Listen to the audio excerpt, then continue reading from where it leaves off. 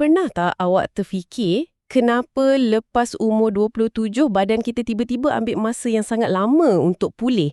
Rupa-rupanya organ dalaman kita mula mengecut perlahan-lahan akibat parut mikroskopik. Ya, dan sebelum kita kupas rahsia saintifik ni, penerokaan mendalam kita hari ini dibawakan khas untuk anda oleh Well Wave Asia. Mereka adalah pengeluar VFP atau Vibrational Frequency Patch, sebuah tampalan kesejahteraan.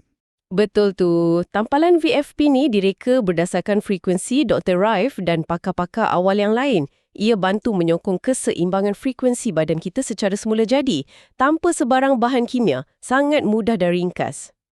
Bercakap tentang keseimbangan badan, misi utama kita hari ini adalah untuk menyiasat nota dan kajian daripada Dr. William Wong.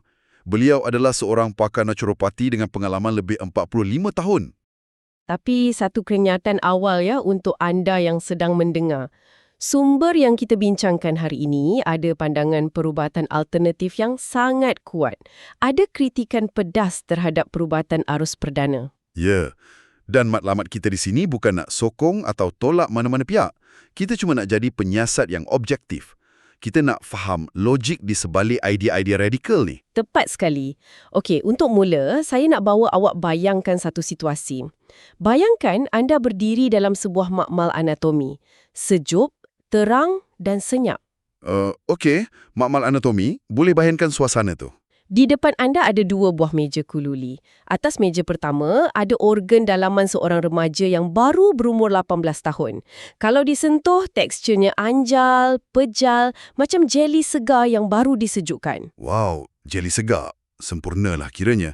Tapi atas meja kedua tu macam mana pula? Atas meja kedua tu letaknya organ warga emas berumur 80 tahun. Organ tu dah mengecut sampai tinggal 1/3 daripada saiz asalnya. 1/3? Itu banyak tu mengecut. Sangat banyak. Dan teksturnya dah jadi keras dan liat. Macam sekeping roti segar yang awak tinggalkan atas meja dapur selama seminggu. Roti lama yang keras dan kering. Analogi tu agak menakutkan sebenarnya. Macam mana jeli yang cantik tadi boleh bertukar jadi roti keras? Itulah soalan utamanya. Dan kenapa proses merosot ni macam tiba-tiba bermula tepat pada umur 27 tahun? Soalan yang bagus. Semuanya bermula dengan satu proses biologi yang dipanggil keradangan sistemik. Untuk faham benda ni, kita kena anggap organ kita macam enjin. Okey, enjin. Macam enjin kereta? Lebih kurang. Kalau awak pergi gym, angkat besi, otot lengan awak akan mula rasa panas dan letih kan? Apa awak buat lepas tu? Saya letak pemberat tu dan saya rehatlah. Kena bagi otot tu pulih. Logik kan? Tapi jantung, hati, buah pinggang, kita tak boleh buat macam tu. Betul juga. Kalau jantung rehat 5 minit, memang habislah cerita kita. Tepat sekali. Enjin dalaman ni bekerja 24 jam sehari, tanpa henti sejak kita lahir. Jadi, bila bekerja tanpa rehat, ia mula hasilkan haba. Dan haba inilah yang kita panggil sebagai keradangan tahap rendah tu. Ya, betul. Ditambah pula dengan gaya hidup moden sekarang. Stres tempat kerja, toksin persekitaran, makanan terproses. Semuanya macam menuang minyak ke dalam api keradangan tu kan? Betul.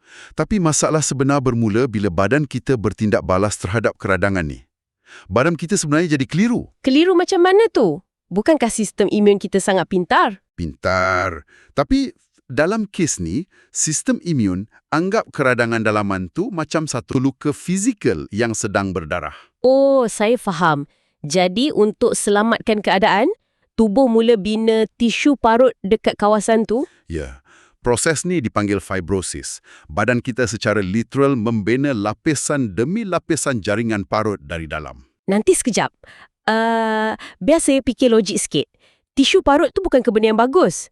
Kalau saya terhiris jari kat dapur, parutlah yang tutup luka tu supaya tak kena jangkitan. Ya, untuk luka luaran yang sekali-sekala, parut memang wira penyelamat. Tapi cuba bayangkan luka keradangan dalaman ni tak pernah sembuh. Maksudnya badan akan terus menampal parut tu setiap hari? Tepat sekali. Jaringan parut ni mula menebal dan membalut organ kita. Dan masalah paling besar, tisu parut ni bertindak macam satu jaring perangkap. Perangkap apa? Apa yang tersangkut kat jaring tu? Ia perangkap mineral macam kalsium dan zarah lemak yang lalu dalam darah. Lama-lama, campuran ini mengeras dan jadi plak. Jadi fibrosis ni lah yang sebenarnya buat organ kita mengecut macam pakai baju yang makin lama makin ketat. Analogi yang sangat tepat. Baju ketat yang buat organ tak boleh bernafas, ia menyekat oksigen dalam paru-paru dan mengeraskan saluran darah. Dr. Wong ada sebut kan, penuaan ni pada asasnya adalah proses tubuh mencekik dirinya sendiri guna tisu parut. Ya, itu ayat dia. Ia perlahan-lahan memusnahkan keupayaan organ untuk serap nutrisi. Kalau macam tu, timbul satu soalan besar. Kalau proses ni berlaku sejak kita lahir, kenapa organ kita tak mengecut masa kita kat sekolah rendah lagi? Poin yang menarik. Budak umur 8 tahun jatuh basikal, luka teruk, tapi minggu depan dah tak ada parut langsung kan? Ya, mesti ada sesuatu yang lindungi kita masa kecil. Memang ada. Dan inilah masanya kita kenalkan satu wira mikroskopik, skuad pemeriksaan khas dalam badan, dipanggil enzim proteolitik. Enzim proteolitik. Tu macam enzim yang cerna protein tu ke? Yang tolong hadam daging stik yang kita makan? Ya, itu salah satu fungsi dia. Tapi menurut kajian yang Dr. Wong rujuk, tugas paling penting enzim ni bukan hadam makanan dalam perut. Habis tu, apa tugas utama dia? Tugas utama dia adalah meresap masuk dalam aliran darah dan buat rondaan ke seluruh pelosok badan, macam pengawal keselamatan mikroskopik. Oh, wow. Jadi mereka ronda untuk cari apa sebenarnya? Mereka cari protein asing, bahan kimia pencetus radang dan lebihan tiju parut yang tak sepatutnya ada. Bila jumpa, mereka akan makan dan larutkan sisa tu. Wait, tak bahaya ke?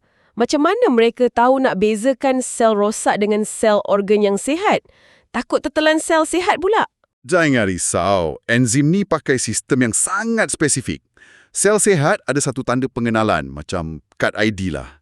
Oh, kad ID yang beritahu enzim tu jangan makan saya kawan. Betul. Tapi virus sel mati atau tisu parut tak ada kad ID ni. Jadi enzim ni akan terus lekat dan hancurkan mereka. Selagi skuad ni ada, dalaman kita bebas parut. Ini yang buat sertifikat tentang satu statistik mengejutkan dalam nota sumber kita. Rupa-rupanya, kita habiskan 40% bekalan enzim ni sebelum umur 27 tahun. Ya, 40%. Itulah titik kejatuhan mendadak. Buku biologi selalu cakap penuaan mula umur 27. Tapi jarang terangkan sebabnya. Dan sebabnya ada pada organ pankreas kita kan? Tepat. Masa muda, pankreas rembeskan enzim ni ibarat mencedok guna sudi besar. Sangat banyak. Tapi sebaik sahaja potong kek hari jadi umur 27, Swiss tu macam tertutup. Pankreas cuma titiskan enzim guna penitis mata je. Ibarat 90% pekerja pembersihan elit kita letak jawatan serentak. Patutlah bila budak kecil seliuh kaki 15 minit lepas tu dia berlari balik. Tapi kalau saya seliuh kaki sekarang, mau bengkak 3 minggu. Dan kadang-kadang sengal tu masih datang balik 5 tahun kemudian bila sejuk kan? Sebab parut tu tak pernah benar-benar dibersihkan. Okey, bila dengar penjelasan ni, fikiran logik saya kata penyelesaiannya sangat mudah. Kalau enzim ni makin kurang, kita makan je lah lebih banyak enzim dari luar. Tukar diet kan? Makan buah-buahan dan sayur segar. Betul. Tapi bila baca hujah Dr. Wong, rupanya realiti rantaian bekalan makanan kita sangat menyedihkan. Mustahil nak bergantung pada makanan je. Masalahnya, enzim ni berkelakuan macam organisma hidup yang sangat sensitif. Cuba bayangkan awak petik buah betik segar terus dari pokok. Okey, masa tu kandungan enzim dia mesti 100% kan? Ya. Tapi, kalau awak biarkan buah tu atas meja selama 30 minit je, dia akan hilang 50% daripada enzim hidup tu. Wait, serius lah? 30 minit hilang separuh? Ya. Enzim ni mati dengan cepat sebaik saja terputus dari sumber asal. Maksudnya apple atau anggur yang saya beli kat pasar raya tu yang dah kena simpan dalam bilik sejuk beku berbulan-bulan? Dari segi enzim proteolitik, buah-buahan tu dah kosong. Dah jadi makanan mati. Gila, habis tu masak macam mana kalau saya masak sup sayur? Lagi teruk, suhu lebih 40 atau 55 darjah Celsius akan musnahkan struktur molekul enzim tu sepenuhnya. So, kalau macam tu, saya kena makan sayur mentah je lah jadi vegan. Bunyi macam penyelesaian yang baik.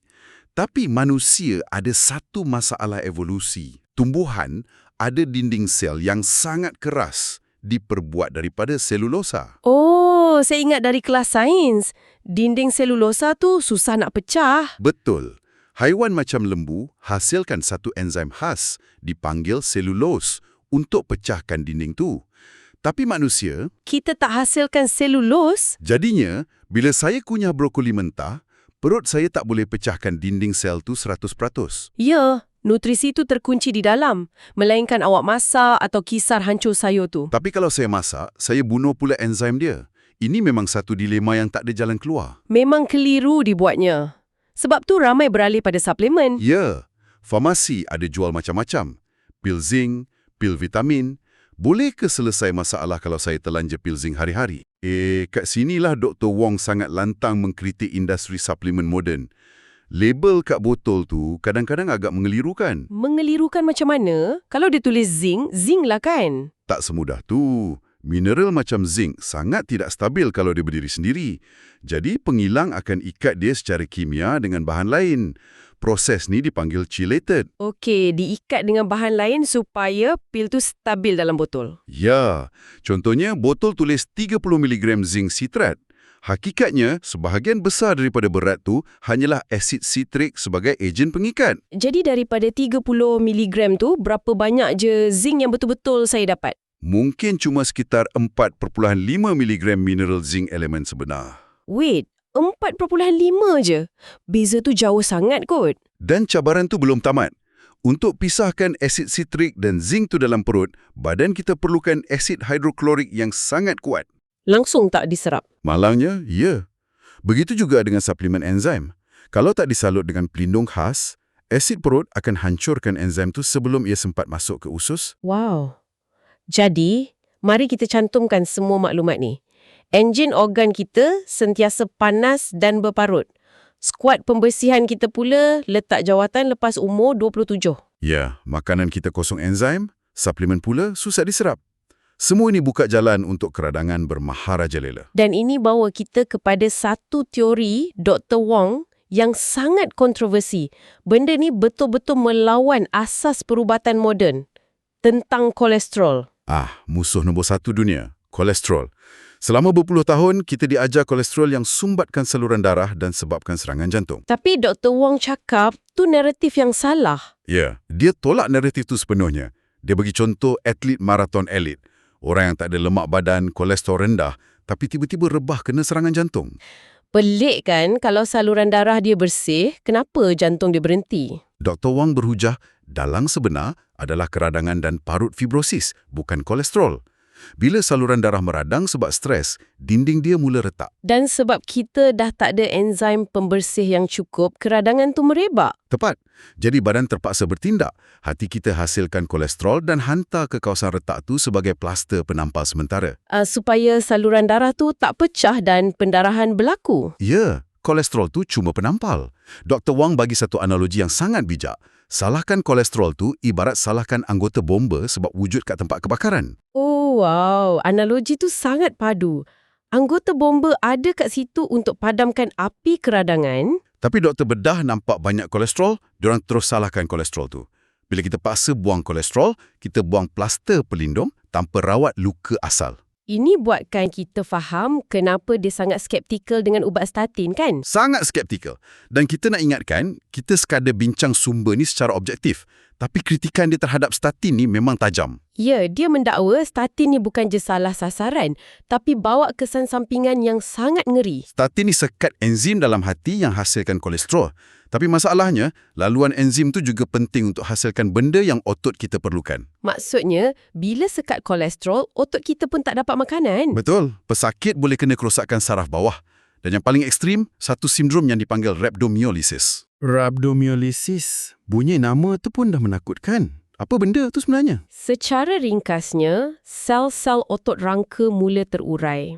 Otot awak mula mencair dan mati dari dalam. Otot mencair? Biar betul. Ya, bila sel otot ni pecah, dia lepaskan toksik masuk dalam darah, buah pinggang terpaksa kerja gila-gila untuk tapis, akhirnya boleh gagal berfungsi. Dan dia kata sindrom ni jarang didengari sebelum wujudnya ubat statin secara besar-besaran. Itulah dakwaan beliau. Tapi bantahan dia tentang kolesterol tak berhenti ke otot je. Ia berkait rapat dengan otak kita. Betul. Organ yang paling banyak guna lemak. Otak manusia ni kan 70% terdiri daripada kolesterol dan lemak tepu. Ya, lemak yang industri panggil kolesterol jahat, itulah.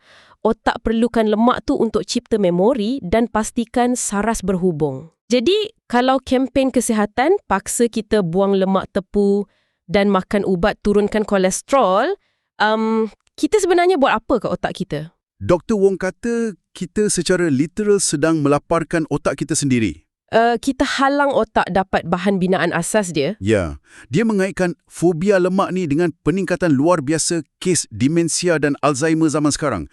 Otak perlahan-lahan mengecut. Seram sejuk bila dengar. Bila kita kaji semua kelantangan dia ni, mesti ada sesuatu dalam masa lalu dia yang buat dia berani tentang sistem berbilion dolar. Memang ada. Kalau kita tengok sejarah keluarga dia, kita akan jumpa satu kisah trauma yang membentuk mentaliti ekstrim ni. Semasa Perang Dunia Kedua. Zaman pendudukan tentera Jepun di Hong Kong kan? Betul. Rejim Jepun masa tu sangat kejam. Berpuluh ribu orang awam dibunuh. Hampir seluruh keluarga sebelah bapa Dr. Wong terkorban, termasuk neneknya. Gila, trauma yang tak dapat dibayangkan. Tapi bapak dia terselamat kan? Macam mana dia boleh terselamat? Sebab masa tu bapak dia tak ada kat darat. Bapak dia berkhidmat sebagai kelasi kapal dagang, mengiringi kapal bekalan di Atlantik Utara. Oh, Atlantik Utara masa Perang Dunia Kedua. Tu lorong maut tu. Kapal selam Jerman bersepah ke awal air menembak torpedo. Ya, jangka hayat klasik tak situ cuma lebih kurang 2 minggu je. Tapi bapak Dr. Wong bertahan hidup dalam perairan neraka tu selama 4 tahun. 4 tahun tengok kawan-kawan mati kena bom sambil tahu keluarga kat kampung pun dah terkorban. Mentaliti survivor dia mesti luar biasa kuat. Tepat. Mentaliti pantang menyerah itulah yang diturunkan pada Dr. Wong. Ia ajar dia untuk sentiasa mempersoalkan naratif pihak berkuasa. Dia tak mudah akur dengan syarikat farmaceutical besar sebab naluri survivor dia nampak benda tu macam satu penindasan. Ya, dia percaya pesakit dipaksa bergantung pada ubat seumur hidup tanpa rawat punca asal penyakit. Beliau memperjuangkan kebebasan dan logik biologi. Walaupun pandangan dia ni ultra konservatif dan tak semua orang boleh terima, integriti dia sangat menonjol. Dia dah mula berhujah dari tahun 90-an lagi. Betul, zaman sebelum ada media sosial pun. Dia teguh menyebarkan ilmu tentang kepentingan kembalikan enzim proteolitik dalam badan. So, merangkumkan penerokaan mendalam kita hari ini, kesihatan jangka panjang kita sangat bergantung kepada macam mana kita urus keradangan dalaman. Dan ingat, beza antara organ macam jeli pejal atau ruti yang keras tu adalah disebabkan tisu parut fibrosis. Skuad pembersih kita, enzim proteolitik, mula tinggalkan kita lepas umur 27 dan diet moden pun tak dapat tolong gantikan enzim tu. Itulah sebabnya konsep macam VFP yang ditaja oleh Wellwave Asia tu nampak relevan. Bila kita susah cari enzim hidup, pakar frekuensi mula fokus kepada cara badan berkomunikasi. Ya, betul. Kembalikan keseimbangan badan tu, badan kita ada respons sendiri kalau persekitaran dalamannya harmonis. Ramai pakar bincangkan yang bila frekuensi dalaman seimbang, tubuh boleh kenal pasti masalahnya dengan lebih efisien. Sebagai penutup, saya nak tinggalkan anda dengan satu pemikiran provokatif. Selama ni kita ingat penuaan tu sebab sel kita dah letih dan tua. Tapi berdasarkan semua bahan sumber hari ini, macam mana kalau penuaan tu hanyalah satu proses mekanikal? Bagaimana kalau penuaan tu sebenarnya badan kita yang sedang menutup dirinya sendiri guna parut, hanya sebab kita kehabisan pekerja pembersih? Dan kalau kita dapat cari jalan untuk konsisten menambah pekerja ni semula, adakah kita mampu memutar kembali jam biologi badan kita? Sesuatu untuk difikirkan bila anda tengok cermin esok pagi. Teruslah membaca, menyiasat dan ambil tahu tentang kesihatan anda sendiri. Jumpa lagi.